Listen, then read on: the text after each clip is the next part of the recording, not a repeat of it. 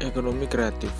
Ekonomi kreatif digunakan untuk menyebut sebuah konsep ekonomi yang berkembang berdasarkan kekreatifan kita.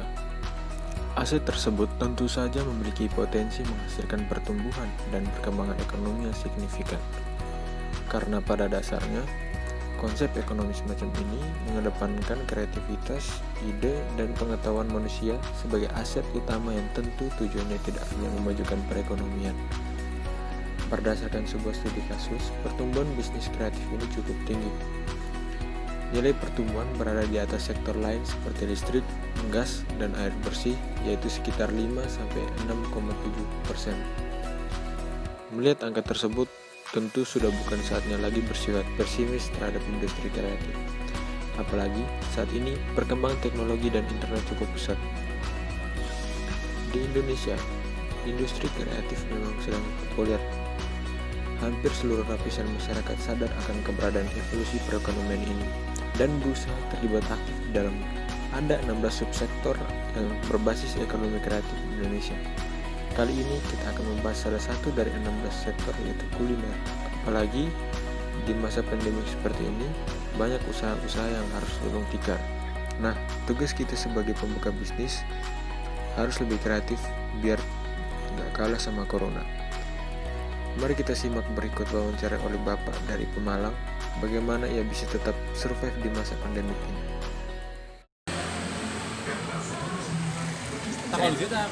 Langsung aja. Kenapa awal jualan makanan di ini, jualan seblak? Oh ya, seperti kok. Pertama alasan jualan makanan karena memang saya menilai kalau perputaran makanan itu perputaran uangnya cepat daripada jualan yang lain. Ya makanya saya menentukan pilihan ke makanan seblak. Kenapa seblak yang dipilih? Karena banyak disukai anak muda.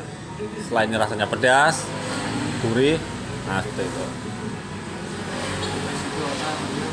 Pendapatan pas lagi dulu tuh biasanya berapa, Pak? Oh ya. Kalau omset pertama jualan per hari mungkin sekitar antara 400-500. Enggak, per hari. Nah, itu laba kotor. Kalaupun diambil keuntungan ya mungkin 200.000 dapat lah gitu. Itu masa-masa pertama dulu jualan. Semakin banyak pesaing agak menurun. Ya paling sekitar 3,5. Lah ini ditambah corona, lebih down lagi. Ya, tapi masih dapat 250, alhamdulillah lah masih. Ya. Nah. Terus sudah ya. Nasi. Berdasarkan wawancara yang kita lihat, bahwa alasan Bapak ini menjual seblak yang pertama karena perputaran uangnya yang cepat. Yang kedua, target pasar adalah anak muda.